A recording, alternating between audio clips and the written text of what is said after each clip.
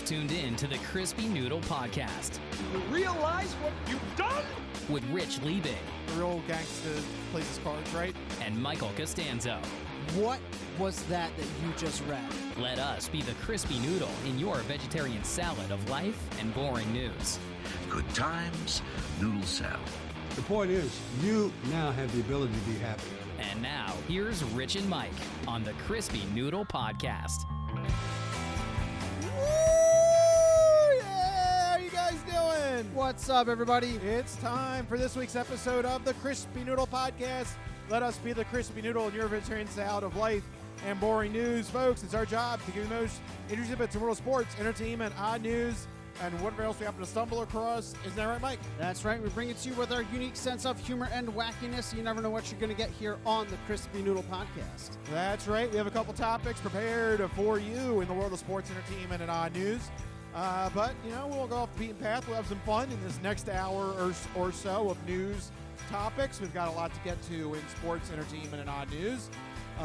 We have some topics that I really can't wait to go over, including we're going to talk about Motley Crue. So that alone shows you where we're going on this week's episode. It's all over the place. Yes, we're all over the place. But before we get into the news at hand, Mikey, my friend, how you doing? What's happening in Costanzo country? I'm pretty good. This past weekend, I don't even know if I should talk about it, but this past weekend, Okay. well, no, because we had like a game. I don't even know if I'm going to talk about this. No, we had a game. You murdered someone. Yes, I know. I must You had confess. you had your first murder since COVID, right? I had my first murder. Yeah, very I know. sweet. Yeah, very sweet. yeah. So it's a big moment. No, we had a game day here, kind of to celebrate the fact that this is my first month debt free. I paid off all my college loans finally. Well, so, look at you, fancy pants. fancy pants over here. Yeah. Yeah. So we No, had that's like good. my girlfriend and my mom brainstormed and had this like debt free Jubilee party for me, which was really nice. That's a for good this week. name. That's a fun name. This is what I'm saying. It rhymes. You have bridal showers and baby showers. So many showers and sprinkles and gender reveal parties. It's the only one that rhymes. Debt-free Jubilee. Let's make it a thing. That's a good rhyme and a good like progression too, like in terms of syllables and stuff. Yeah. It's very good. It's, I think, the most well thought out party name. Well, you know, the good part about that is that's also something that isn't going to be guaranteed to a lot of people either. So, you know, It's a very exclusive very club. exclusive club. Yeah. Yeah. Congratulations, Mike. Oh, thank you. Yeah, it was. You it was, bastard. It was a lot. I know, that's the thing. Everyone's always like, "Congratulations!" Yeah, you wealthy bastard. It's no, man. No. It's you know, it's one of those things. It's such a hallmark for, you know, people in our situation to finally get that off their back. Yeah. And it's a long time coming. A lot of hard work goes into something like that, and everybody's going to get there eventually. It just takes a long time, and it takes a lot of time and money, obviously. But everybody out there right now that's working towards a college degree or has one and they're paying off the loans, you will eventually get there. There is a light at the end of the tunnel. You just got to keep going. Okay. So, and now this turned into a financial motivational I'm trying to be inspired. podcast. Look, if I can do it, you can do it. There Okay. you go. We got Michael Ramsey over here. I'm not some like Bill Gates over here. Like, if I can manage it, you can too. That's all I'm saying to everybody. You gotta get out of debt. You gotta. You gotta get out of debt. You do. Yeah. You do. Yeah. It's no, but everybody will get there eventually. It is a good thing for you Yeah. to celebrate and mark. So yeah, Thank I mean you. that's a pretty big monkey to get off the back. So Yeah. It's a weird thing. It's like you live with this thing for like 11 years, and then finally it's like, oh, I don't have to worry about that anymore. You know. there you go. So, Debt-free Jubilee. Yeah. Yeah. I just like the name. The name sounds. It's a pretty cool. very good name. Yeah, It's whoever- it's a bouncy name. Someone has to be honest. Whoever came up with that, was it Jordan or was it your mom? I think it was Marie. Honestly. Oh, Marie. Oh, I think because we had talked about it Well, like she is- years. She's a fan of the show, so She's if you're very- listening, she's very creative. yeah, if you're listening, let me know if it was you. There Because you I think go. it was her. So yeah, whoever it was, whoever came up with that, We had talked about it years ago, and I think she coined it's that a good term. name. Yeah, it's a good name. solid name. Yeah. So everybody out there, if you're close to doing it, you should throw your own. Celebrate it. Why not? Everybody celebrates every other little thing everybody does. You know what? You are absolutely right. You know, I mean, look, everybody celebrates every single thing. There's gender reveal parties all the time. How many forest fires have been started because of gender reveal parties? There's pre-K graduation parties. Exactly. You know what? You're absolutely right. If you got a reason to get friends over and celebrate and have fun, it's worth it. It's great to be alive! Celebrate it. That's right. Even just being alive. According to right. Gary Busey, just you breathing. There you go. That's enough to throw a party. It's great to be alive! Celebrate it. As somebody with asthma, yes, just breathing is a celebration. It's great to be alive! Celebrate it. There you go. I want to celebrate Gary Busey Day. That's what I want to do. There's I don't a know. day for everything else. Yeah, if there's a day for everything else, why is there no Gary Busey Day? There should be something. There should be. Yes. Celebrate the man, the myth, the legend, the philosopher himself, Gary Busey. And there are 360 ways to see an elephant.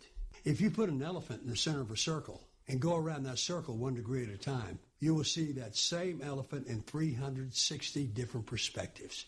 Yeah, so I mean, he's not wrong. He's not wrong. He is the philosopher of our time. He really is. So there you go. I submit to you. You have debt-free Jubilee. I want to have Gary Busey Day. I say do it. Let's do both. Do both. Celebrate being alive. There's room for both. It's great to be alive! Celebrate it. All right, so there you go. Official celebrations for Mike and me. There you go. Perfect. Yep. So I had the debt-free Jubilee. You are still planning the Gary Busey Day. Right. We'll figure out a day. We have to call him up. We have to organize his day. Exactly. Yep. But what else have you been up to recently besides planning Gary Busey Day? Yeah.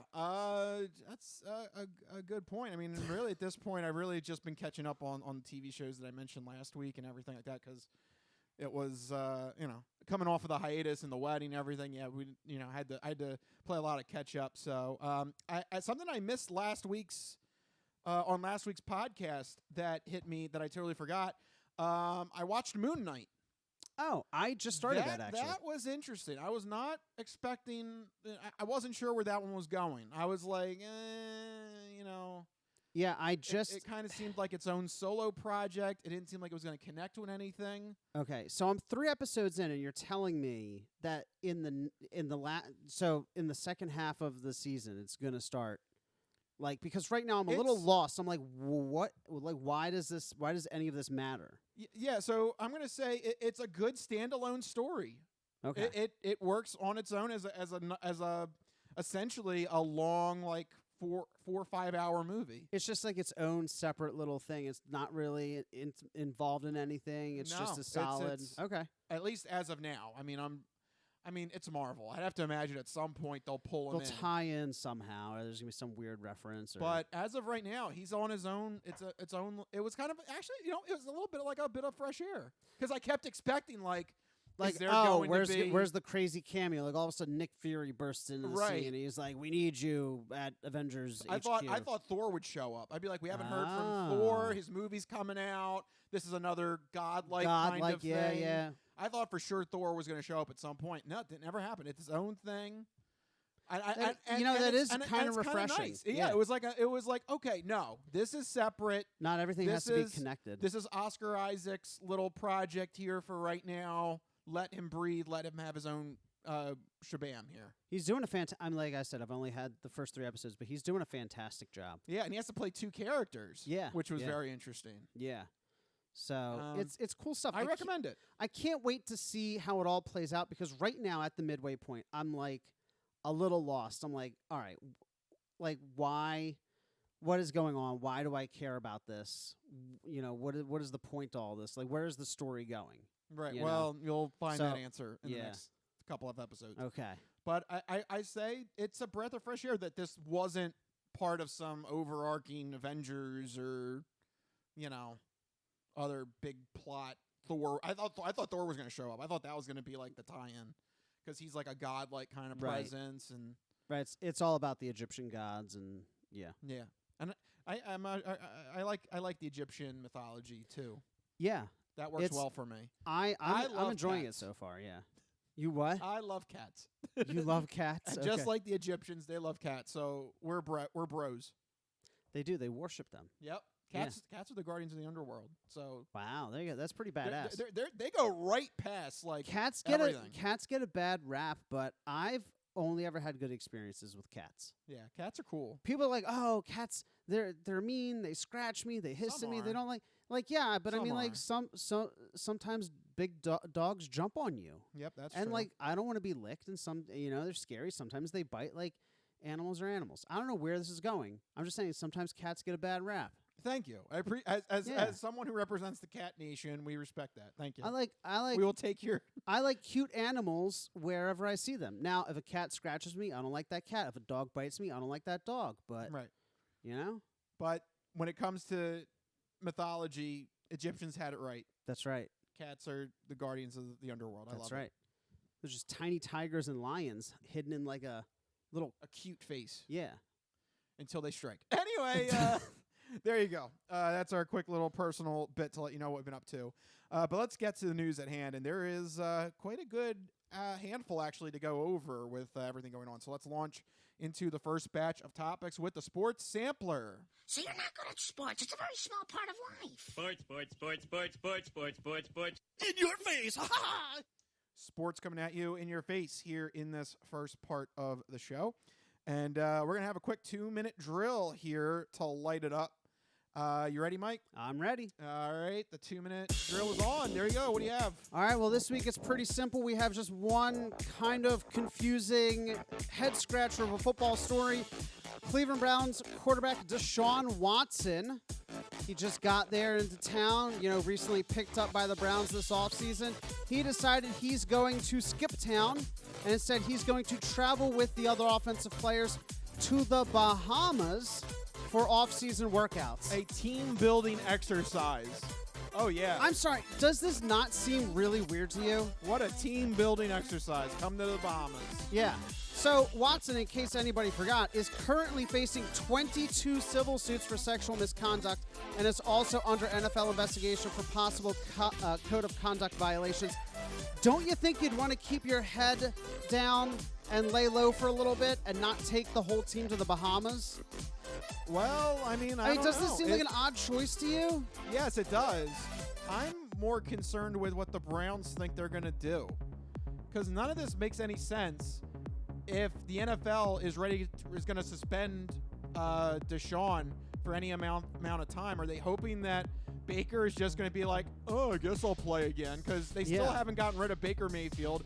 He's still on the roster. Such a weird situation. It's like a civil war. It's like, which side are you angling with? Obviously, the Browns want Watson, but it looks like he's going to have some sort of suspension. So it's like, are you going to switch to Baker for a little bit? Like, I mean, they're going to have to. That's why they didn't get rid of him, because they know that Watson will probably get suspended for a considerable amount of time.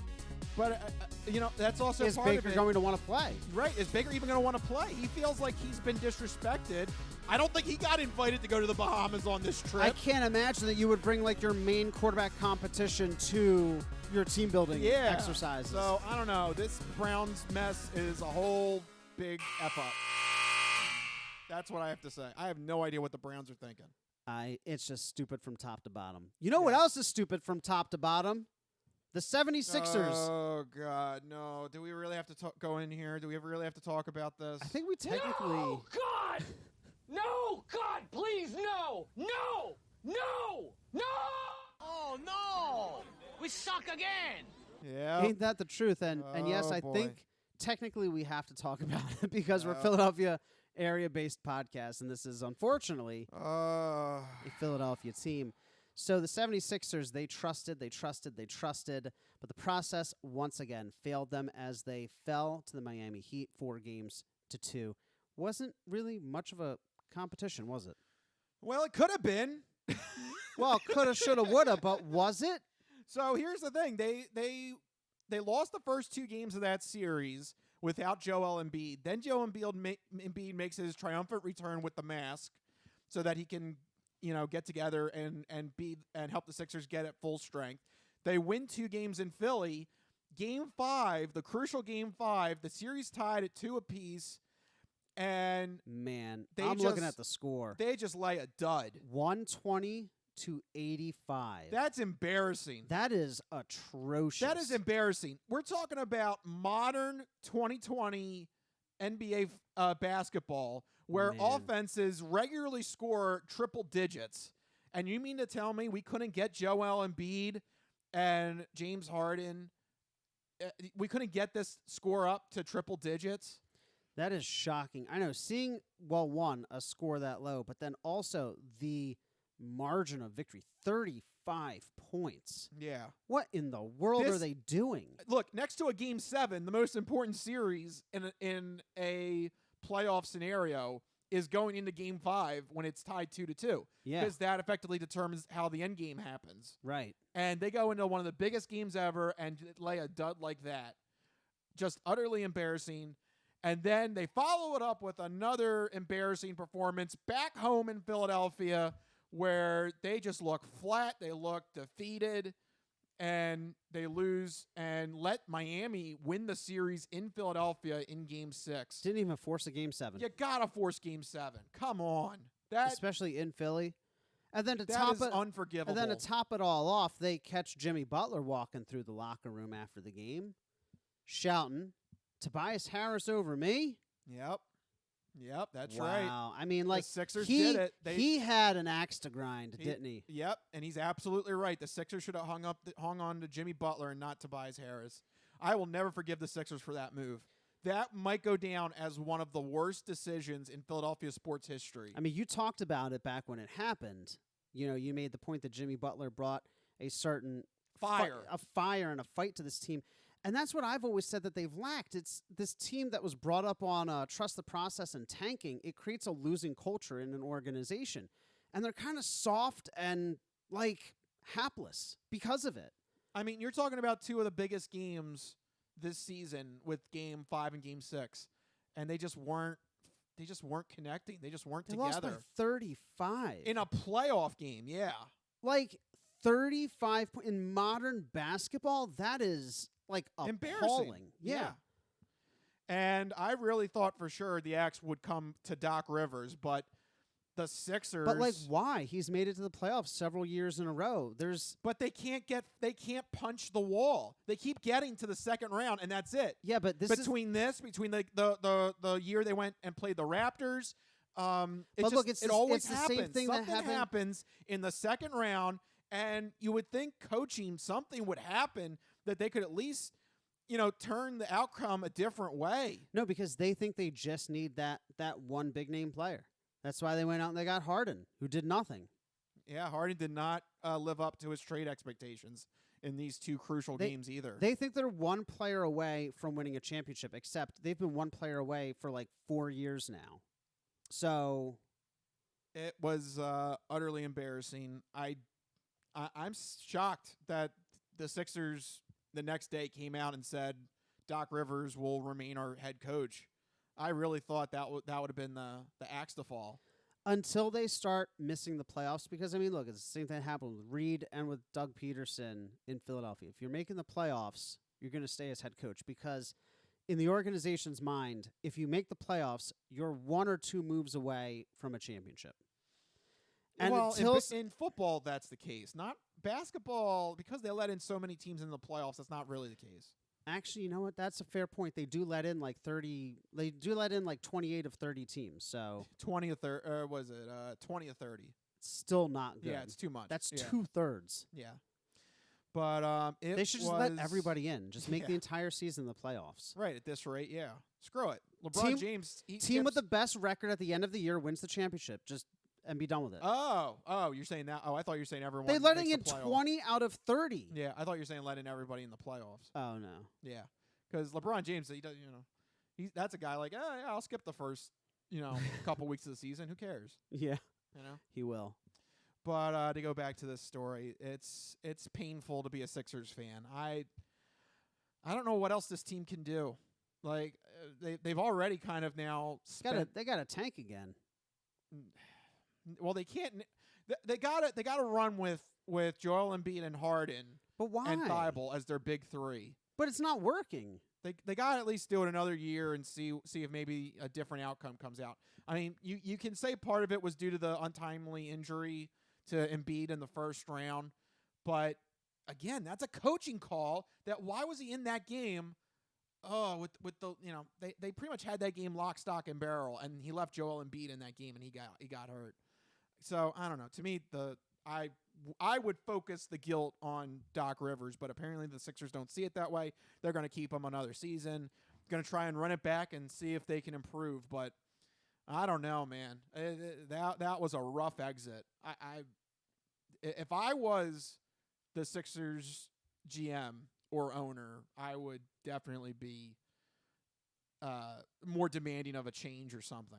That was a horrible way to go out this season. And again, the Sixers don't make the conference finals. Like, come on. There's not really that much competition in the Eastern Conference. No. And that's the other thing. They're not even making it very far. They're making it to the second round. That's it. And then... Yep, and then they say goodbye. Yeah. Like, it's very disappointing. Not a good time to be a Sixers fan. Never really a good time to be a Sixers fan, to be honest with you. No. Really just... We had Allen Iverson. That was it. That was the... I hate to say it, because this is something we kind of just briefly talked about off the air, but we were kind of going over great players that never won a championship. Oh, yeah. The next one might be Joel Embiid. It just seems like he's a great player. He was second in MVP voting this year, but I don't think the way this team is constructed, I don't know if they win a ring this ever with him as a starter. This is gonna, I'm sure he's going to be the Patrick Ewing of this generation. There's lots of people that are going to disagree with me, but the Sixers aren't actually good. Like, they're fourth. They were fourth. Like, they're not elite. Yes, they're not elite. I guess you would. You know what I mean? Like, everyone's like, oh, the Sixers. Like, they're not all they're cracked up. Like with Joel Embiid, okay, they're not a Golden State Warriors. No. Like Joel Embiid is fantastic, but what does that matter if you're fourth? Like, oh, we're fourth best. When have you ever hung your hat on that? I'm serious. Yeah. I'm not right. Okay. It's like I understand. Like they're so disappointing because like when they were tanking, at least like they were following a plan, but now they've supposedly completed their plan and they're still just average. Yeah, the best they can do is average. You're right. Yeah. So, like, does having Joel Embiid matter? If you're going to max out at, like, fourth or fifth best? Yeah, it's very disappointing. I'm very negative right now, but it's very frustrating. It's all right. I'm look, the way that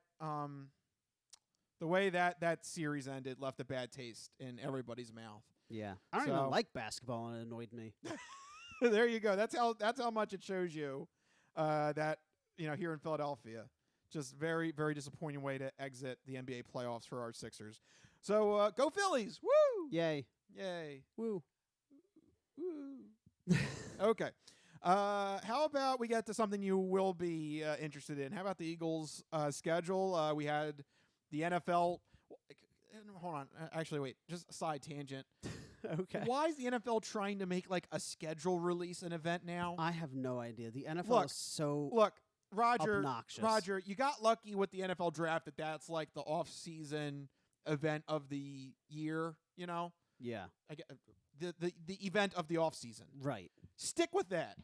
Don't try and do the same thing with the schedule. All right? That's literally nerds. It's only us. Yeah. Nobody. It's only us that cares about this. No common fan is going to be like, sorry, honey, I have to miss dinner. I have to watch the schedule release event. Wait, was there an actual event? Yeah, the NFL Network aired it's the release of the NFL schedule. What? Okay, Yeah. so like I understand the draft, like everybody's up on stage and they're like making announcements and the players go up there, they get their little hat, they get their little token jersey. How do you do that with a schedule? Like it's an abstract it's like it came up on a screen and they're like, "Ooh, whoa. Ooh." Oh, and here it is, the schedule for the Vikings now. Ooh. What? Oh my gosh. I didn't realize they made it an actual thing. Yay! There you go. That was us in the stands during the schedule release event. Yay! It's like trying to hype up the reading of minutes from a meeting. Yay! There you go. That was the crowd in attendance trying to get excited over the event. Yay! So please, NFL, stop it. It's you have the NFL draft. Be lucky you have that. You shouldn't have a scheduled release event. You found gold once. You're not going to do it again. Yeah, please stop. The worst part is this was definitely something. Somebody in marketing, somebody had a meeting. Right after they had the meeting where they said they weren't going to call it the off season anymore. They were going to call it the non-playing season. And somebody left that meeting and was like, if we can get the draft to be an event, why can't we get the schedule release thing to be an event? And there you go. They tried this cockamamie idea. It's exactly what happened. Verbatim. So there you go. Yay! 2 people in attendance. Anyway, Eagles schedule. What do you think of it? So, you go now. The schedule, it's there's a few interesting things going on with the schedule. So the one thing that I found out about that kind of has me annoyed is that the Eagles have 4 short week road games. And this is the most short week road games in a single season in the past 16 years. So what I mean by that is the Eagles have to go on the road to face an opponent after having a short week of rest. So that means that they're coming off of a Monday night game, or they, have they're playing a team. Where's the example here? They have basically on a Thursday night. And basically, they don't have 7 full days. Right. Yeah. They play a Thursday game after a Sunday night game, or they have like a Monday night game or something. And it's happening 4 times this season. The NFL in general increased the number of short week games from 28 up to 43. So I don't know why the NFL is deciding to add all these short week road games just in general. Maybe they feel like it'll make variety. More variety. It'll make games tougher for teams. I don't know. But the Eagles end up with the short end of the stick there. But luckily, they have one of the easiest strength of schedules in the league as well. I think they're second only to the Giants. Well, I hate to say, everybody in the NFC East has the easiest schedule. Oh, man, it is pathetic. Yeah, because our division is so bad. So if you want to look at strength of schedule, technically the NFC East throws off everything out of kilter. It really, really does. Whoops. Oh, my gosh. But, yeah, other than that, what else do we have here? We have a 3-game road stretch near the end of the season. That is going to be brutal. Which I hate to say it. That is going to be the make or break part of the schedule. Yeah, they go back to back to back at New York, at Chicago, at Dallas. They're not close. They're all over the place. Going from East Coast to the Midwest, down south. It's going to be tough. It's going to be tough. Really, really tough during that stretch. And Dallas on Christmas Eve, though. That'll be a fun game. Great. Just to give me indigestion during the 7 fishes. No, you'll be so full of fried fish and wine. No, you won't isn't even it know before it? Isn't it? I think it's a 4:30 game. Oh, man. Yes. They screwed us. The NFL schedulers screwed us. I'm going to have to eat my eel in front of the TV in the living room. and be angry about it. And be angry. I like the taste of it, but damn it, Eagles. This is very upsetting. This is all their fault. I don't know. Where are my Eagles? That's going to be me. Yeah, that's you while eating the 7 fishes on Christmas Eve. Those damn barbarians have got my Eagles. Those dumb barbarians. There you go. Yep. Those damn barbarians have got my Eagles. Yep. It actually works too, because it does kind of sound like your mouth is full. They got my Eagles. Where are my Eagles? Eagles. Where are my Eagles? So there you go. While your mouth is full. Oh my gosh. That's gonna be you on Christmas Eve this year. Oh, we also have New Year's Day as well with the Saints. Yeah. Interesting. Yeah. All this being said, because of how easy the schedule is and because of the additions we've made in the offseason, I could see the Eagles winning a good amount of games this year. I mean, look, we're playing the NFC North and the AFC South. Really, really weak divisions. Yeah, and what do you think? Yeah, I'm slightly optimistic. The Eagles also, from what I've been reading from other analysis and stuff like that, the Eagles pretty much had a really good offseason and good draft. Yeah. Yeah. I mean, especially in a weak division, it wouldn't surprise me if the Eagles can contend for the division. They should be able to. If they don't, then there are serious, serious problems. I mean, I don't know if they whoop the Cowboys or anything, but I at least I think they have a chance against them this year. Yeah, Not like last year. I think they at least give them a fighter's, a puncher's chance, if you will. Yeah, absolutely. I think they stand a much better chance this year than they did last year. And to be honest with you, the Cowboys really haven't done anything, that They've has wowed people. They've stayed the same or regressed Tim a little bit. Tim Callenshaw, he used to be on Around the Horn. Okay. He's a writer for the Dallas Morning Star, I think, one of the Dallas newspapers. Right. And he went on Rich Eisen's show, and he said if you had to put a gun to his head and tell him to make a bet on who would win the NFC East, he said he'd go with the Eagles this year. Wow. That's big coming from a Dallas writer. Yeah. Wait, who won last year? It was Dallas. No team has won 2 years in a row for a long while. Yeah, right? since the Eagles making those NFC Championship games with Andy Reid. Yeah. So by that logic, yeah, there should be a new contender. Let's go Birds. Yeah, I like it. Sure, why not? I mean, look, if you can't sweep the AFC South, then what are you even doing? Well, AFC South, that also has the Colts in it. Are the Colts that good? Yeah, Jonathan Taylor. He's the new Derrick Henry. The new Derrick Henry's still around. How can you be the new Derrick Henry? Because Derrick Henry, You think he's gonna be washed soon? I think at some point he's got to hit a cliff. They've leaned on him so much. Yeah, he's gonna fall off in the next. It's going to be Ezekiel Elliott syndrome. Yeah. Look at Ezekiel Elliott. He's running backs can't take that kind of punishment. Right. They just can't. Zeke, I hate to say it for Dallas. Zeke is washed. Yeah. He is done. a shell of himself. Yeah. He does not look powerful when he runs the ball. Tony Pollard looks better. Yeah. If I was the Cowboys, I'd bump him up. They should go with him. Yeah. Giants, Saquon Barkley's washed. Every running back in the NFC East is washed. Possibly. Even to a degree, Miles Sanders. If he doesn't show up this year, he's gone. They didn't use him really that much last year. Boston Scott was better. No, if Miles Sanders doesn't show up this year, I could absolutely see the Eagles letting him just walk in free agency. Yeah. So, there you go. Sorry, bashing on running backs randomly in the middle of all that. Sorry. They're not worth the investment.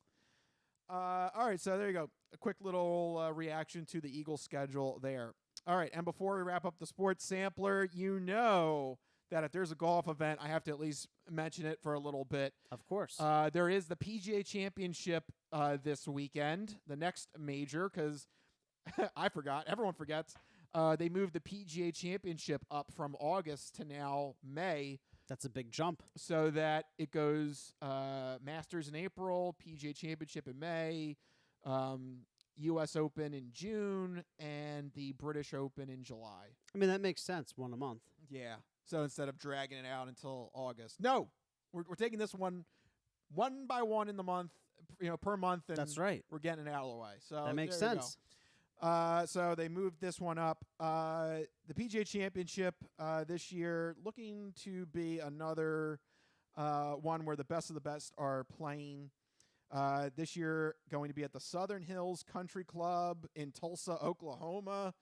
I hope the weather will be fine because Oklahoma. Yeah, it seems like an odd place for the PGA Championship. But that's weird. Nevertheless, Oklahoma doesn't scream golf to me. Well, they do screams tumbleweed. They have a lot of land. So there you go. A lot of land. I mean, that's true. Land and wind. That'll be interesting. Land and wind.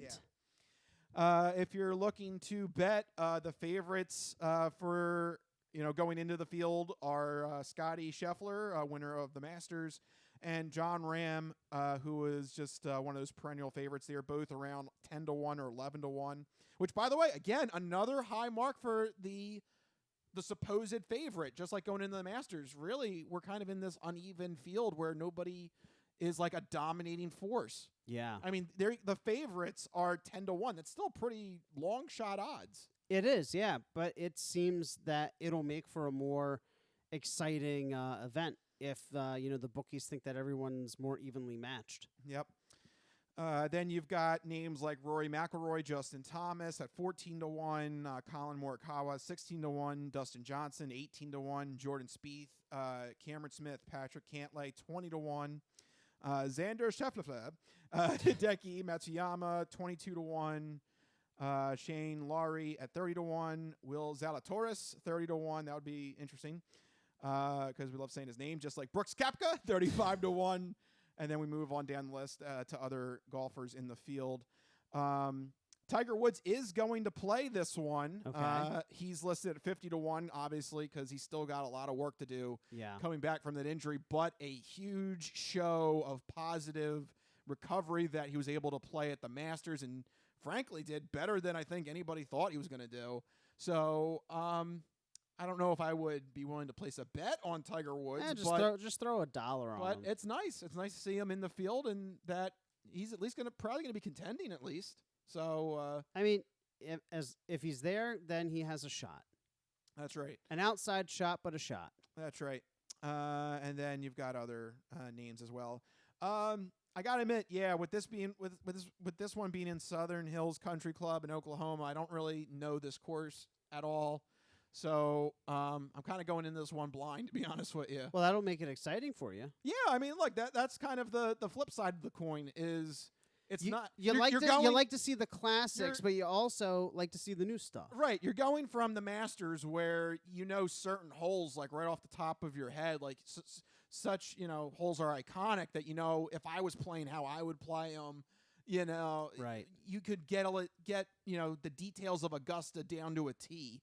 And then this comes along that they're going to play this one at Southern Hills Country Club and show another golf course off that maybe wouldn't have been featured at all. So it's good that the PGA does like this kind of round robin that, you go from, certain legendary courses to then, here's a nice one that you may not have thought of.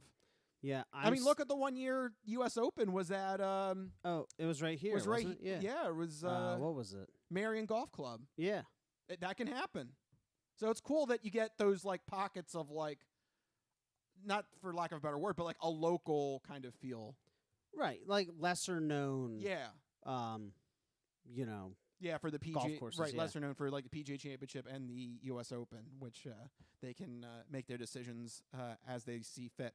So that's what I'm probably going to look forward to this weekend, keeping an eye on the PGA Championship, see who's going to win the next major, and try and either be their first major or will it be somebody that's trying to add to their resume. We'll see. We'll keep you guys posted. And there you go. That will wrap up the sports sampler right there. That was a good, look, that was a good variety of we hit everything of sports there from. Obviously football, but then basketball to golf and just all over the place. It was all over the place. Good stuff. Yeah. What are we doing here? We're all over the place. I don't know. It was a very well-rounded sports sampler. Yeah, crazy. But that's what you got to do in the non-playing season of the NFL, not the off season. Non-playing season. Sure. We're going to go to our non-talking bit of the podcast right now, but we'll be back when the break is done, and we've got lots of news in the entertainment world. We're going to talk about Motley Crue, whether you like it or not, so stick around. We'll be right back here on the Crispy Noodle Podcast.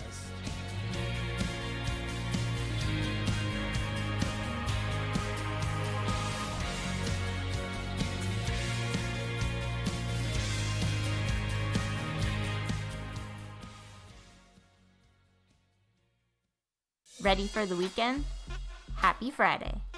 Hi, my name's Marie, and I'm an artist who's been making Happy Friday doodles every week for over 7 years. And now you can own my art collection in this Volume 1 and Volume 2 art series. These doodles span across multiple themes, yearly festivities, various countries, languages, and more. Both coffee table books have something for everyone and are the perfect conversation starter or gift for a friend. Really, anyone who enjoys a good weekend. Available on Amazon, Ingram, BookBaby, Barnes & Noble, and more. Visit happyfridaydoodles.com/books and get your copies today. Let's celebrate the best day of the week. Happy Friday.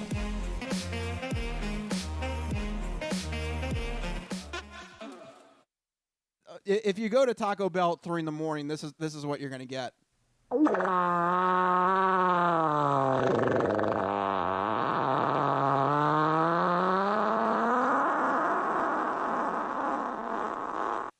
Yeah, that clip is already coming into play. Yes, already. So there you go. Stop. What happened? The thing went on. Well, how did that turn on? I don't know. The fart sound. The fart sound turned Amazon on? I think the fart sound turned on my Echo. What the hell? I don't know. It turned on. What are you doing, Jeff Bezos? What are you into? Bezos, he's listening to fart sounds. He's listening to our fart sounds. Oh, my God. I changed the trigger word to fart. I got to fart at it now. I don't know what happened. That's really awkward. You're going to have to... Excuse me. Excuse me. How can I help you? You may need some bowel. Do you want me to automatically order you Pepto-Bismol? I don't know why. I don't know why I'm talking to it solely through farts now. It actually, you fart into it. Fart once for yes and twice for no. No. Actually, you fart into the device, and then Amazon can determine what medicine you need. Oh, right. Wow. That's next level right there. Or what you've been eating and what you want to reorder. I detect Cheetos. Would you like to subscribe? Would you like a bulk order of Cheetos? Oh, yes, please.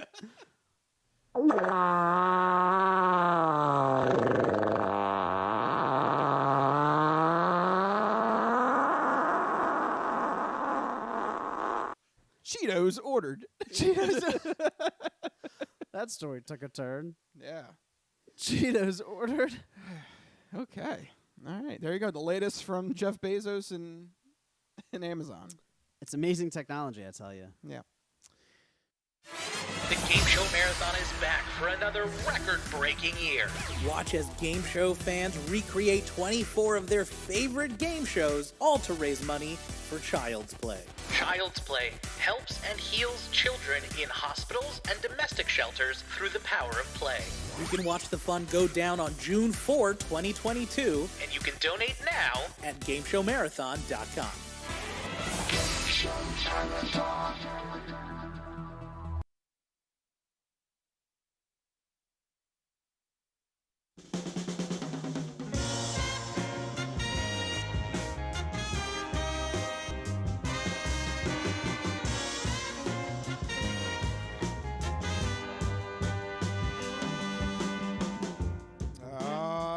We're back here on the Crispy Noodle Podcast. We went all over with the sports sampler between the Sixers, the Eagles, and golf. There you go. The holy trinity of sports right now. Is that the Holy Trinity? Yeah, for right now. Okay. Until the Phillies decide to do anything or the Flyers get good or something. There you go. That's what I'm considering the Holy Trilogy now. I think we're going to have to stick with what we got. Yeah, unfortunately. Yeah. That's the best we can do here in Philadelphia sports. But there's something else we can do here in terms of the trilogy of the Crispy Noodle Podcast. We go from sports and we go into our next segment, which is the entertainment entree.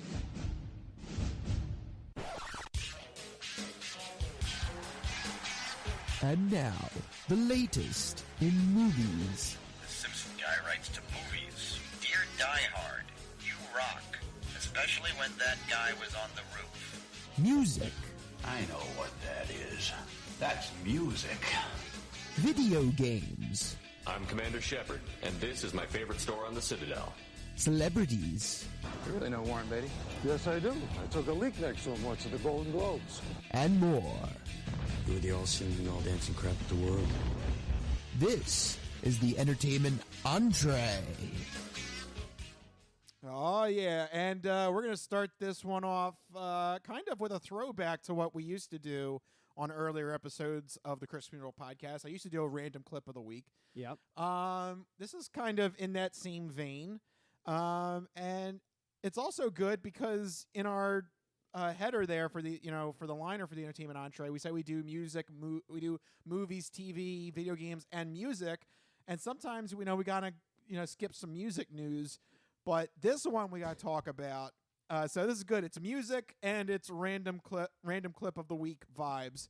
Here we're going to talk about Motley Crue, but more specifically, we got to talk about Vince Neil. We've got some issues here with Vince Neil. All right, this guy is the lead singer of Motley Crue. He's been doing this now since the 80s. So I mean, we're talking about almost 40 years of singing and being a hard rocker and hair metal and everything like that. And he did a show back, I think this was 2015, 2016, where he's not looking good. I mean, 40 years of hard rock will do that to a person. Yeah, he's just not looking good in terms of being the front man of a hair metal, sexy band persona, if you will. Yeah. Yeah, and also you can't understand a goddamn word he's saying. No matter how many times you play anything from that show, it never becomes any more comprehensible. Yes. So I just want to play this clip. This is from the YouTube channel Tubba B, who brilliantly was able to chop up the performance of Kickstart My Heart into the parts where you just can't understand Vince Neil. And if you've got the video feed, I also have his bad lip reading dubbing of what he thinks Vince Neil is trying to say. But if you're only listening to the audio podcast of this, go ahead, try and decipher the lyrics. It's going to sound like gibberish of what Vince Neil is trying to sing here in Kickstart My Heart. So this is a performance he did a couple of years ago, just to give you a baseline level as to where Vince Neil is currently at. Here is the clip.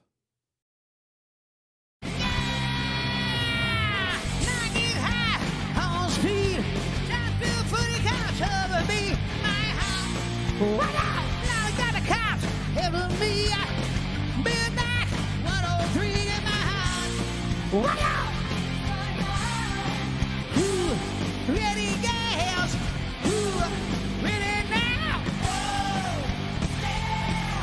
Keep shining high, can't hit us down. Oh, yeah. Baby. Keep shining high, never die. Turn on the nigga, no pain. Nearly with the body, had a space in my heart. Wow, trouble in my eye. Looking for another good time, my heart. Wow, yeah, ready, yeah. Rage in the stage, twiddling the road, you through my vein, and I say we're still summer hot. Never stop in the same. The two. Keep shining hot, hold it never stop. Baby, oh yeah. Boogie boy, round the house. Wow. Always remember. Oh yeah, always remember. God. I will never forget that performance. Yikes. Always remember. Hell yes, I will always remember that performance. So why do I bring this up? Why am I crapping all over Vince Neil? And yeah, man. Look, he's just trying his best, okay? Number one, I just want to put this on the record. Number one, that video, if I'm ever in a bad mood, just for the record, anybody, I don't know if you're in contact with me, if I'm ever in a bad mood, just play that clip. That will make me laugh my ass off any day of the week. It's perfect. It's perfect. It works so well. Like, he got up on that stage and he actually sang that. Yeah, Big Mac 103. Just perfect. It works. But there's a second reason that I brought this up and why I'm crapping all over Vince Neil of Motley Crue fame. And that is because this literally happened like this week. This is kind of breaking news almost. He has signed a Spokesman deal with, out of all the companies to sign a deal with, he is going to be the new spokesperson for a company that handles short-term loans and lending called Dollar Loan Center. Oh, no. This is legit. I am not making this up. This is not a joke. This is actually happening. Vince Neil of Motley Crue is the new frontman not just for Motley Crue, but for Dollar Loan Center. That it sounds suspicious. How rock and roll of you that you're going to promote a short-term loan company. Nothing screams rock and roll more than lending. And to prove that point, Dollar Loan Center has officially released a 1-minute ad featuring Vince Neil's newest song about a loan approval machine. Oh my God. Okay. And it's something. It sure is. Yes, it is. It's 2022 and nothing makes sense anymore. Still. So I have to play it. You have to. I have to play it. You have to. So here it is. This is the 1-minute new ad from Dollar Loan Center promoting Vince Neil of Motley Crue as their new spokesperson. Take it away.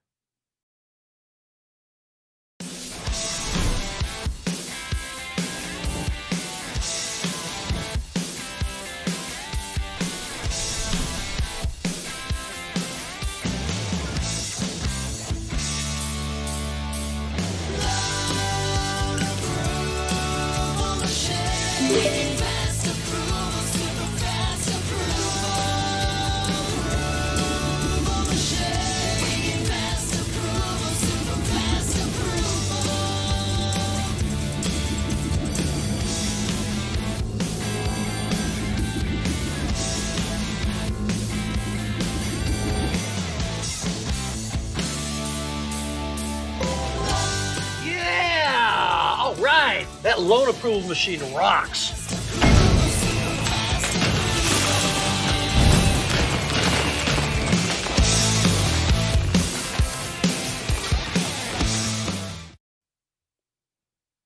Oh my God. Wow. Oh boy. That was really bad. Cool. Also, man, I cannot believe they're like, he's selling out for this like little loan company. Dollar Loan Center. God. Boy, loans, they rock. Oh, Don't you forget that. That's, yeah. Hey, that's something I'll never forget, or was it? I'll always remember. Loans, boy, they rock. Oh, they're fun. Oh my God, I can't handle this. Please, someone, if you're close with Motley Crue or you know Vince Neil, tell him to stop it. We've hit that point. He needs to stop. That is such a hard fall. Yes. From, man, like. He was, at one point, like, one of the icons of hair metal. Yeah. He was getting babes left and right in the 80s. Now he's, like, shilling for this, like, weird, like, I don't even know. Yeah. Some shady sounding business. Dollar Loan Center. Dollar Loan Center. If anybody has access to a time machine, I would like you to bring this clip into the past. Put it on a VHS. I don't care how you do it. Put it on a VHS. Go back into the 80s. Put it on Betamax. Bring it back to the 80s. And show 20-year-old Vince Neil that this is his future if he keeps up the current paths and decisions that he makes. He needs to make better choices. Because, wow. That is... It was a thing. It's a thing, and it's real. This is not a parody. None of what I said is a parody or anything like that. This is all real. And I don't know what to do with this information. So here you go. It's on the podcast. You go do the love approval machine and you get a quick loan. Yeah. That's what you do. Boy. Wow. my inner rock and roll spirit has received a loan. Thank you very much. It's so weird. Yeah. So I had to bring it to everyone's attention. There you go. Vince Neil is your new spokesman for Dollar Loan Center. Hope you enjoyed. It was wonderful. All right. How about we get to better things? Things that you may actually want to look forward to, as opposed to things you're not really looking forward to. Yeah. Let's get to things that you are looking forward to with Mike's segment this week in entertainment.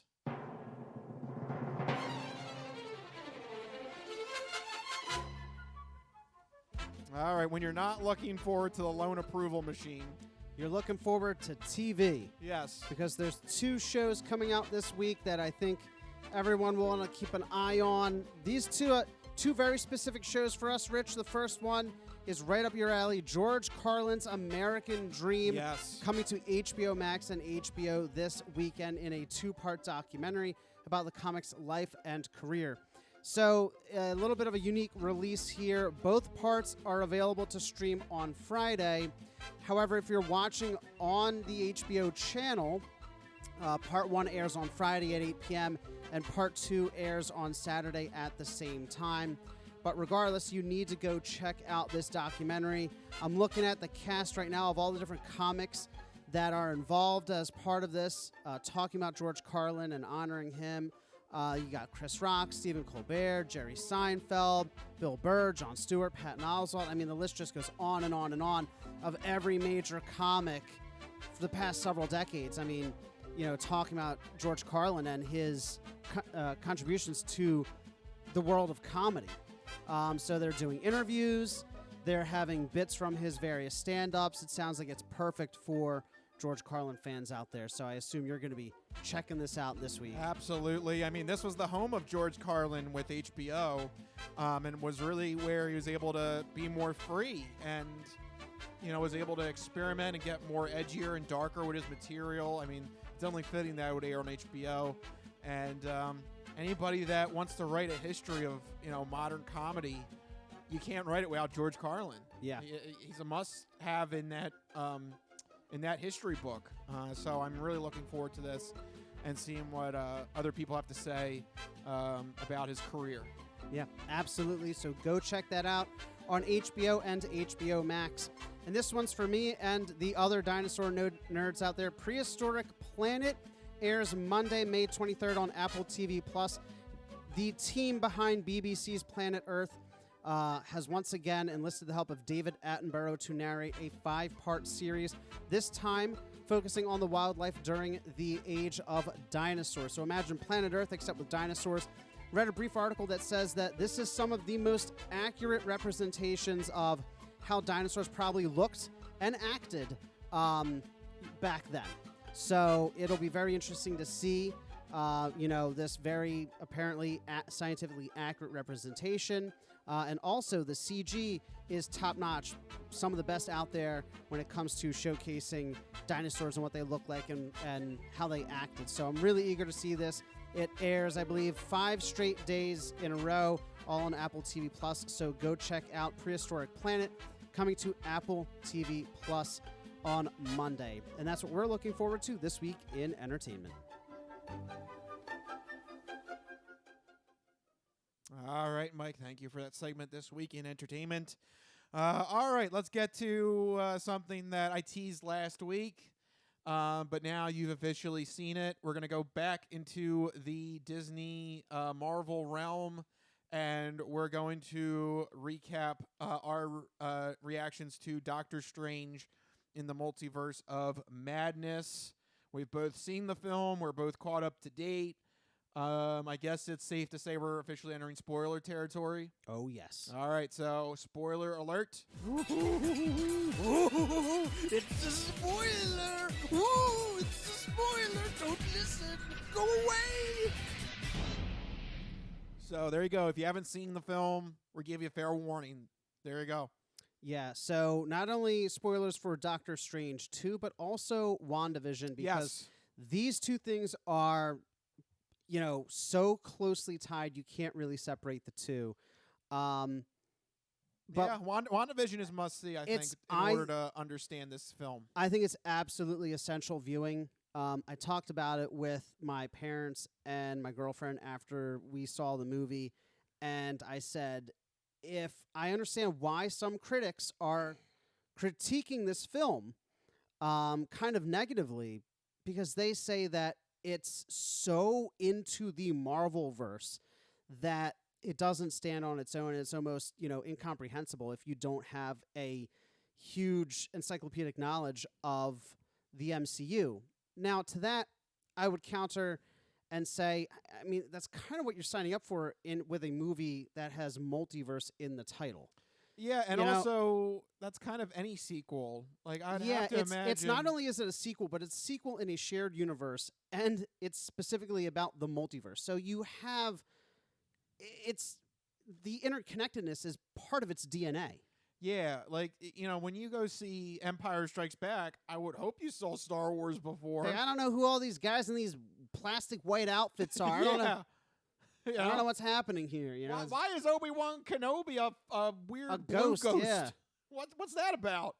Like, yeah, it doesn't make any sense. I would if it's a sequel, I'd have to imagine you at least see the first one. You'd hope so, but I do agree here that without WandaVision, this movie is pretty much incomprehensible. like if you hadn't seen WandaVision, you'd have a pretty tough time understanding why any of this matters or why it's happening. Yeah, so it's really more of a sequel on both. Not only Doctor Strange, but also WandaVision, kind of a prequel to and it also in a way. Spider-Man: No Way Home, because they reference that a couple of times. They do reference that, and that's kind of what introduced the multiverse in general. I guess vague spoilers for Spider-Man. That's the only thing we'll say. But I want to focus. We did play the spoilers. We did. If you're listening now at this point, you're listening at your own risk. Yeah. So, but let's actually get into the movie itself. Initial gut reaction. I thought it was absolutely fantastic. I loved it. I thought it was incredible. First off, I love the story on it. I love the horror film element brought by Sam Raimi. Yes. I thought that was kind of it was creepy. Yeah, like it went into like zombie territory. Absolutely. I was digging it. There were times where I'm watching and I'm like, oh God, this is like. And again, that's like kind of another genre Marvel really never tackled. Yeah. Like I love when Marvel does that, when they're like, let's just take a completely new genre and put our spin on it. Right. Like, I keep forgetting the damn name of the fighting one, the Kung Fu fighting one. Oh, Shang-Chi. Shang-Chi. I keep wanting to say Shang-Tsung from Mortal Kombat. It's not that one. You just wanted it to be Mortal Kombat. I mean, it's almost there, but not quite. Yeah. But yeah, Shang-Chi and the Ten Rings, you're right, completely, it's their take on martial arts. When Thor first came out, it was their take on like fantasy. Right. You have Guardians of the Galaxy. That was their first kind of like space opera. That was like one of their first comedies. That was really. kind of more heavy comedy. You're right. Yeah. So so this was kind of like their first like kind of true horror vision. Like horror film. Yeah, and I love when Marvel does that. Takes their own unique spin on a certain subgenre, and I think it worked. Yeah, I think it was so cool. It was just so creepy, so unsettling, so just, almost scary at times. The way that they depicted Wanda at times was like frightening. Yeah. To the point where there's a little bit of controversy online. People think that it should have been R-rated, the first R-rated MCU movie. Come on. It was. Well, I'll just say, stop crapping your pants. It was pretty violent for an MCU movie. You can handle it. Come on. I'm not saying they can't handle it. I'm saying though that it probably should have been rated R based on how other movies. Come on. And R is like blood and guts and It was way more violent than all the other MCU movies. It's way more creepier. I don't know about violent. I mean, think about like. There's a lot of think about like Civil War. Civil War, when you really strip down like kind of like the whole like, oh, the heroes are going at it. It's funny. There are some pretty like Wanda literally snaps someone's neck. Like straight up murder. The villains do that? No, MCU avoids murder like at all costs. Like Thanos snapped people out of existence. There was no like Is it the actual like acting of the murder? Is that what you're trying to get at? What I'm saying is that like the content of the film probably toes that gray line between PG-13 and R-rated. It's like there's some talk online that it was like, which I don't mind. I think the MCU shouldn't be afraid to push the boundaries a little bit. I don't know why you were so opposed to this. I'd say go for it. Like push the boundaries. I'm all for getting into more, mature elements and stuff like that. But to me, the film as it stands, I don't think it's an R. Like, I think it's more creepy. Don't get me wrong. And you forget that 2 F-bombs gets an R rating in a movie. It doesn't really require that much. Oh boy, God forbid we curse. Well, that's what I'm saying. Like, I'm just going by the MPAA. Also, there's no nudity. There's got to be nudity. if you're gonna go for R, even Die Hard did that. I love that. You ever notice in Die Hard there's just a random boob flash? Yeah. Literally, I think it's because they knew it was gonna be an R-rated film. They're like, we might as well throw some boobs in there. Yeah. I don't know. When I saw it, I was like, wow. I was surprised at how much more violent Doctor Strange 2 was than other MCU movies. Yeah, I don't think so. Not that it's not. I think it's. You think it's just as violent as the other ones? I think it's violent, but in a different way. You know. I mean, look, when you look at some of the like intense like beat 'em up scenes where they're going at each other. Like there are some pretty heavy fist fights that happen in some of these movies. I guess it struck me as a different violence. It's just that they're more physical hand-to-hand combat. I guess it's more like, I can get up. You know, that's the thing. Nobody's ever hurt in a Marvel film. Yeah. That's another thing too. They take a punch. They get up. Let's not forget that Wanda basically brutally murders an entire team of superheroes. But I think that's all part of the lore. To me, that's not really a surprise. No, I'm not saying it's a surprise. I'm saying it's more violent than the other MCU movies. There's really no disputing that.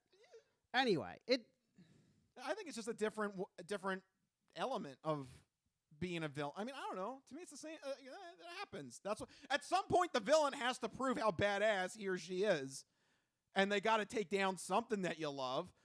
You know, I don't think it's really that far-fetched. No, I'm not saying it's far-fetched. It's more. I don't. I feel like I'm a broken record. It doesn't matter. I thought it was more violent. I don't have a problem with it though. I appreciated it. I thought it fit the tone perfectly, and I thought that it made it a better film for it. Actually, not being afraid to shy away from that stuff. The fact that it was more visceral. The fact that it was a little bit more dark and more horror oriented, and push those boundaries. Do you think it should have got an R rating?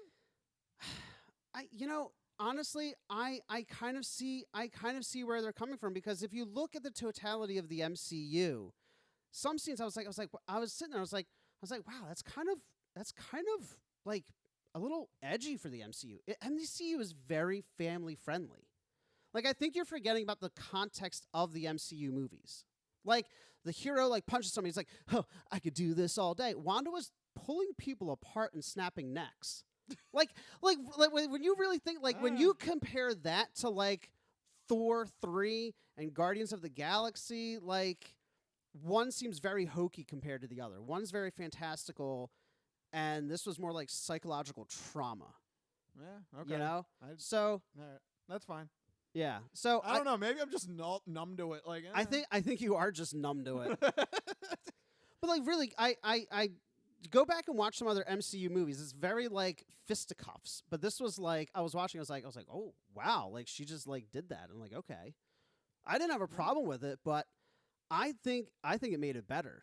Yeah. Yeah. This is the thing. You gotta see. My thing is that they gotta keep pushing the envelope a little bit. Yeah. So I liked it. I would love if they just embraced it and they were went even a little bit further. I didn't mind it. I thought that it fit the tone perfectly, because the tone of the movie was what happens, what lengths does a person go to when they're completely broken and they have nothing left. And they're willing to tear apart the multiverse in order to achieve their goal. And they'll, kill anybody in their path to get to what they want. So I think that it needed to be as, edgy and dark as it was. I appreciated it. I appreciated the darker tone. Yeah.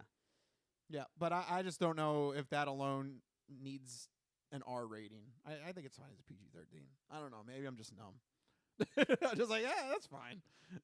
I'm also, I think I might be on a different spectrum. I'm just like, that's fine. Show it to the kids. What's the worst that can happen?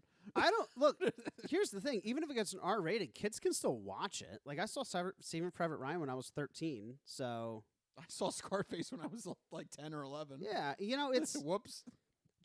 this is the thing that I think bugs me is like there's this huge obsession with making sure it's PG-13. Rate it what it should be rated, and people will still go see it. Like, don't try and pull your punches just to get to a PG-13.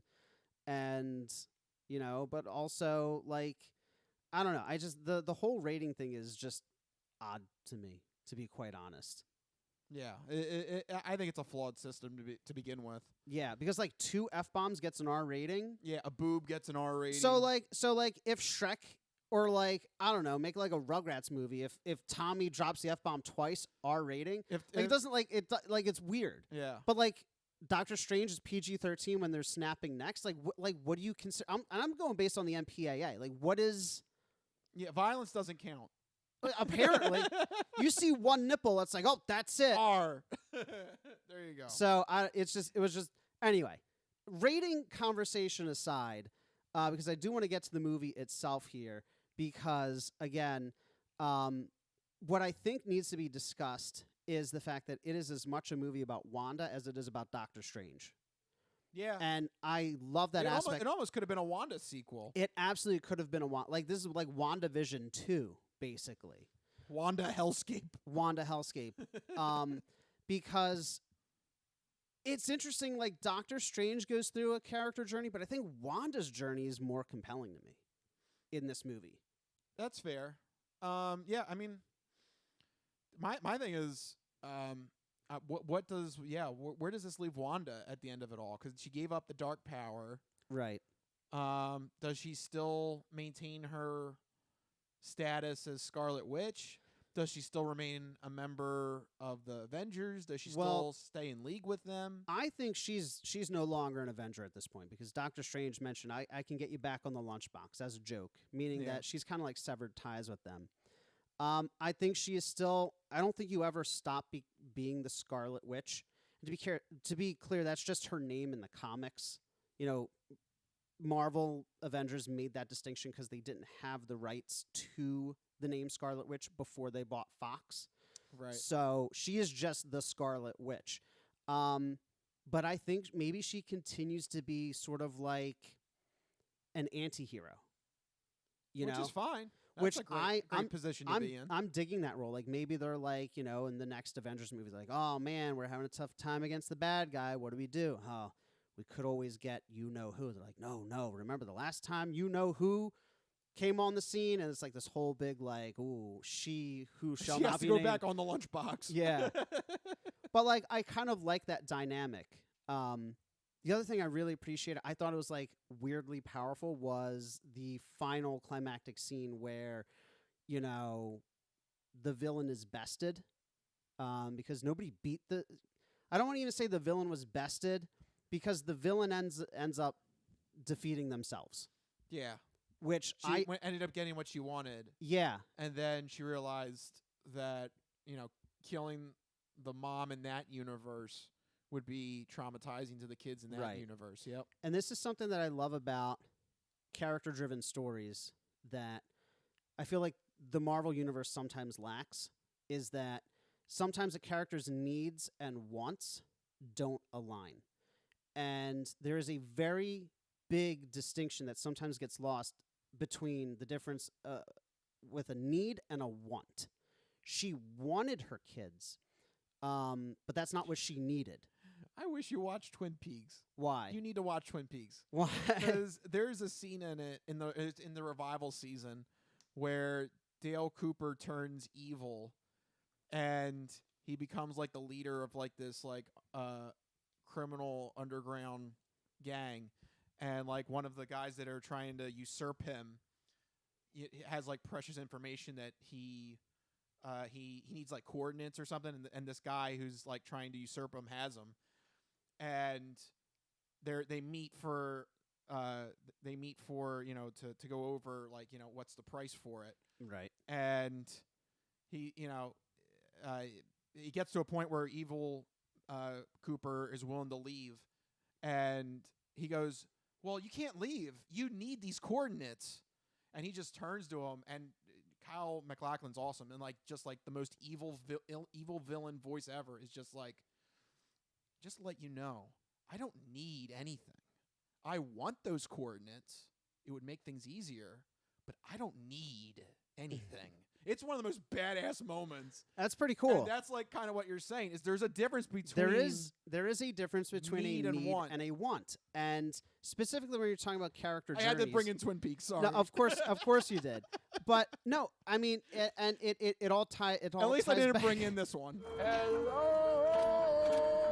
So don't worry. Okay. That's it. But it all does tie in because like you said that there is a difference between needs and wants, and usually they align, but sometimes they don't. And when they don't, it creates really interesting conflict and much more compelling character resolution, because that's what that scene was at the end. And that's why nobody had to like beat up Wanda or had to like imprison Wanda. She ended up defeating herself because she realized that what she wanted is not what she needed. Yeah. And when a villain defeats themselves, you know, when Darth Vader throws Palpatine down the weird space tube, you know, it's so much more. It was an energy reactor shaft. Thank you very much. Same difference. Whatever. He becomes the Hulk in another universe. Yeah. Somehow Palpatine survived. Somehow, exactly. God, but it's it's okay because you have the Mandalorian now. Yes, thank you. But the point is, it's much more compelling than if, you know, Doctor Strange had, you know, imprisoned Wanda, or Luke had just cut off Vader's head or Palpatine's head. You know, it's always more compelling when the hero is able to convince the villain that their villainous ways are not working. Yeah. You know, and it makes sense. And it makes sense for Wanda's character because she was a hero. And then she lost everything. And then she was like, why did I lose everything? Why did everyone abandon me? Has her heel turn, then comes back around. It's like a full, complete character journey, but one that only works if you watch WandaVision. Yeah, you do have to watch WandaVision. That's the big caveat. You don't watch WandaVision, none of what I just said makes sense. Yeah. Like, you may as well just be like, pick like a random movie in the middle of like a trilogy and, you know, good luck. Try and start Lord of the Rings, but in the middle. Yeah, just watch Two Towers. That's it. Good luck. Don't watch the first one. Don't watch the third one. Just Two Towers. Have fun. Yeah. Like, good luck. You'd be pissed and lost and confused. And so you absolutely need to watch WandaVision and Doctor Strange 1 in order to get this. But I think it makes a very compelling journey. Yes. I definitely love this movie. I think it's another big hit for Phase 4. I think between this, Spider-Man No Way Home, and we'll just forget about Eternals and just forget about Eternals Widow. and Black Widow's just out of place. Yeah, but why do I keep forgetting the damn name? Shang-Chi. Shang-Chi. Damn, Rich, watch your Marvel. I keep wanting to watch. No, go back and watch more Marvel. I was going to say Liu Kang on that one. Gee, I'm going through the Mortal Kombat You're going further roster. and further away. Next week, you'll be like, oh, remember the Sub-Zero movie? Yeah, that was fun, wasn't it? Can't wait for Sub-Zero 2. That sounds like a good movie. Is Sub-Zero going to be an Avenger now? Get over here. Wait, no, that's Scorpion. That's Scorpion. Wrong one. I'm all over the place. All right, let's get back into place. How about we go to our third and final segment? How about that? Let's do that. Let's go to the non-fortune cookie odd news. We've been talking about cool and its ramifications and how it applies to the hip scene. But maybe you could give us some examples now of the opposite of cool, uncool. Just exactly what is uncool? My nipples look like milk duds. Holy shnikes. It's time for the non-fortune cookie odd news. It's not of this world. I don't know exactly what it is or what it's doing, but this is not human intelligence, okay? It's not human intelligence we're facing. How you doing? Me? I'm doing great. Manda de bastata. I don't make this stuff up. I'll take a pound of nuts. That's a lot of nuts. That'll be $4, baby. You want fries with that? I've seen the celery dance across the baseball fields. You had me at Meat Tornado. No, go past this part. In fact, never play this again. Okay. What does that mean? And now it's time for the non-fortune cookie odd news. So sit back, get everything you need to get from the kitchen. Be sure and empty the bladders, go to the bathroom, because you're in for a hell of a ride.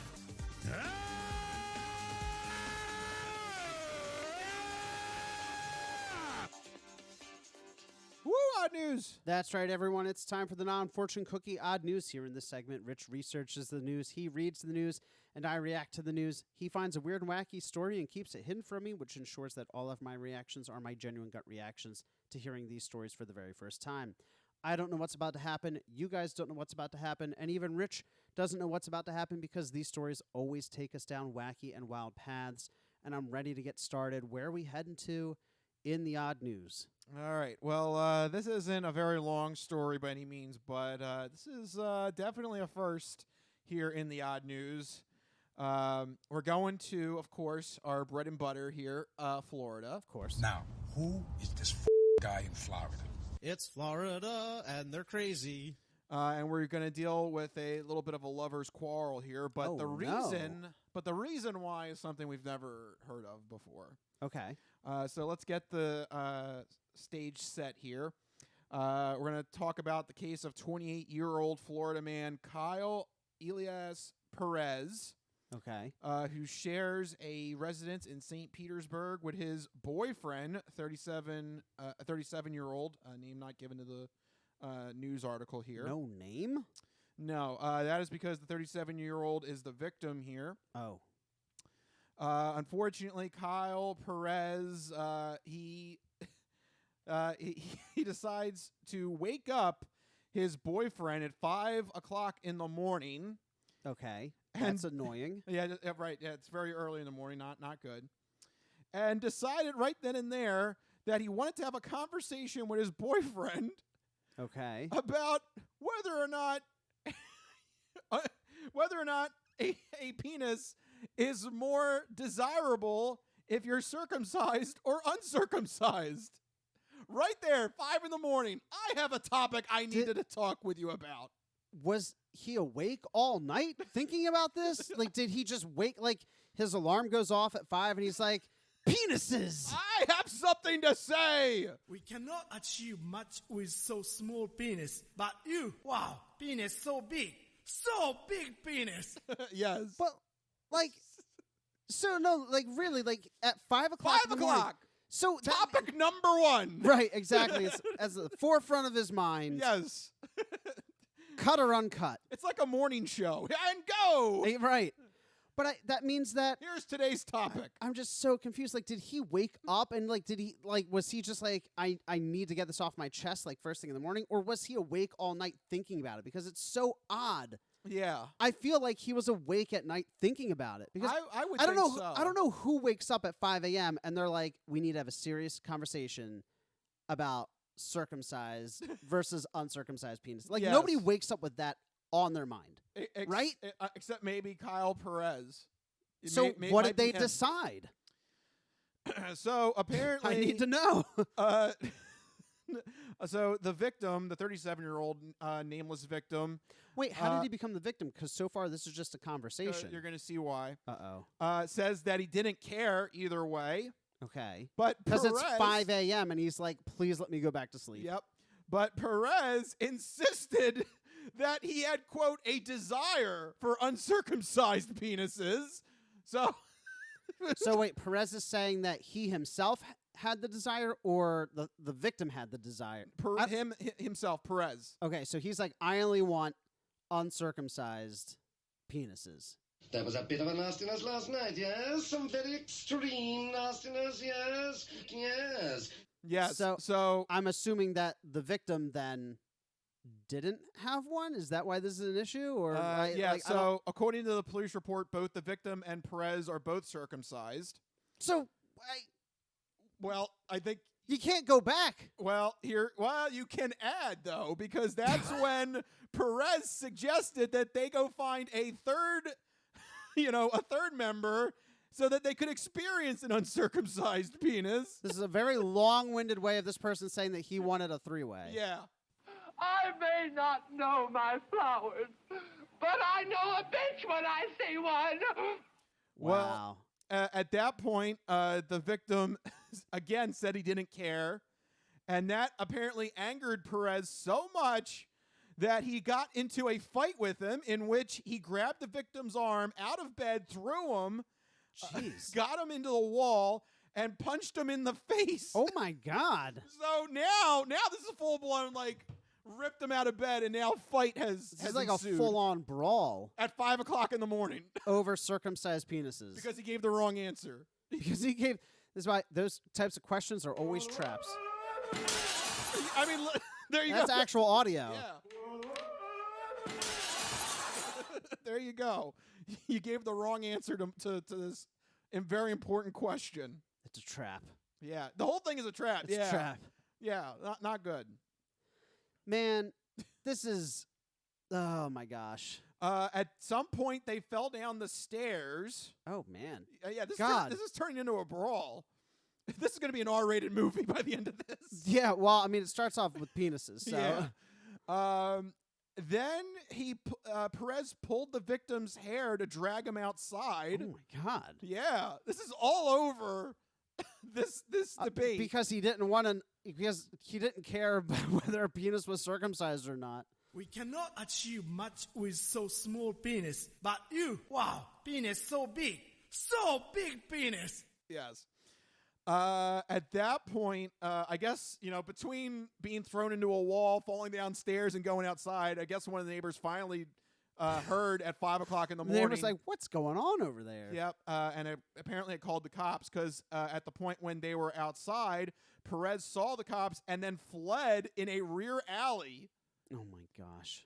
You know things are bad when you have to flee your own home. Yeah, when you have to flee your own home, you take to the streets. Yeah. He was eventually caught and arrested. He's being charged with misdemeanor domestic battery and booked into the county jail. And if you look up the police report on this, it does say there's like a box for charge and then reason for the crime. And it says, arguing over uncircumcised penises. Wow. We cannot achieve much with so small penis, but you, wow, penis so big penis. They're just interviewing the victim. They're like, so, what happened? What caused all this? And he just goes, penises. Uncircumcised penises. And they're like, oh, wow, okay. Though, the perp here is a real jerk because this was really just a long-winded way to try and get the boyfriend to agree to a threesome. The boyfriend was like, I don't feel like having a threesome. And he's like, well, guess what? And I don't want to have this conversation at 5 and in I don't the want to morning. have this at 5 o'clock in the morning. I got to get ready for work. Meanwhile, the perp is like, well, guess what? There's one coming. If you don't feel like it now, you're certainly not going to feel like it after I throw you down the stairs. Yeah. That's definitely not a way to get a three-way. Yeah. So... well, maybe now for the perp, they'll break up and he can go get his uncircumcised penis. Yeah, hopefully he will get his find wish. the penis he desires. Yeah, hopefully. What an amiable goal. Works out best for everyone. Yeah. The victim doesn't have to be with somebody who's throwing him down the stairs, and the other guy gets an uncircumcised penis. It's a win-win. There you go. Everybody's happy. It's like a fairy tale ending. What a great conclusion here on the non-fortune cookie. Somebody only had to get thrown down the stairs, but and their hair pulled. And their hair pulled. There you go. That's the best we can hope for in the odd news, really. Yeah, I think so. But there you go. True story in Florida. Yikes. And I never had an argument. So far in the odd news, I've never covered a crime that started because of an argument about penises. Yeah. That's rare. I've never had that before. No, I don't think we have. No. We've also never had a story about circumcised versus uncircumcised penises as far as I remember. Why not? This is truly a unique one. I know, right? It's like a nice little spin. It sounds simple, but there's a twist there. Right. There's some new elements that we never had before. There's some new elements. Yeah, we're constantly reinventing the odd news here. That's right. That's right. When you exactly want new, fresh, and cream of the crop odd news, you come to the Crispy Noodle Podcast. Damn Skippy. So there you go. And that's what I have for you this week in the non-fortune cookie odd news. And we got to start wrapping it up right then and there. A lot of news we got to this week, including a new venture there into the odd news. It was a fun twist. A new topic to get into a fist fight over. And then whether or not that'll be R-rated, we'll have to let the MPAA decide when it becomes a movie. They can't decide. Yeah. But for now, we got to start wrapping this up. Thank you guys for tuning in to this week's episode of the Crispy Noodle Podcast. If you like what you heard, make sure you go to our website, thecrispynoodle.com. Make sure you follow us on all the social media, Hubbabaloo, Facebook, Twitter, Instagram, all that fun stuff. That's right. In addition to all that fun stuff, make sure you also subscribe to the YouTube channel where you get the video version of the podcast every week. But you can also get the audio-only version of the podcast by searching for, downloading, and subscribing to the Crispy Noodle Podcast on iTunes, Spotify, Stitcher, Google Podcast, and Amazon devices. You can find us literally anywhere, so make sure you search for, download, and subscribe to the Crispy Noodle Podcast on either YouTube or the podcast service of your choice. That's right. Anywhere. I mean, yeah, you got us on all Amazon devices. If you're on the go, you can download a couple of episodes, and you can listen to us through Android Auto and Apple CarPlay. So you can take us on the go. Our little icon shows up. I think it's really cool whenever I experiment with it in my car. I don't know about you. I think it's really cool. I think it's cool, too. Listen, I mean, it's the perfect audio experience for a road trip. Yep. So if you're going to do any summer trips, you can do that and take us on the go. If you want to contact us individually on Twitter, I am at Rich Liebig, RICHLIEBIG. And I'm at Mikey Costanzo, MIKEYCOSTANZO. So make sure you send us your sports, entertainment, or odd news stories you may get featured here on the podcast. Yep, we'll let you know and give you a sausage shout out if we do feature your content. Send the odd news my way, if you will. Yeah, you never know. You might be a topic of conversation here on the Crispy Noodle Podcast. But for right now, we got to start wrapping this up and heading out. This has been the Crispy Noodle Podcast. Let us be the Crispy Noodle in your vegetarian salad of life and boring news. Anything else, Mike? No. Go see Doctor Strange, too. There you go. Well, I would hope they saw it before our review. I don't know. I don't know what people are doing. They're living their lives, Rich. All right. Well, live your life. Have fun. We'll see you guys next week. See you guys. Later. Bye-bye, all you fine people.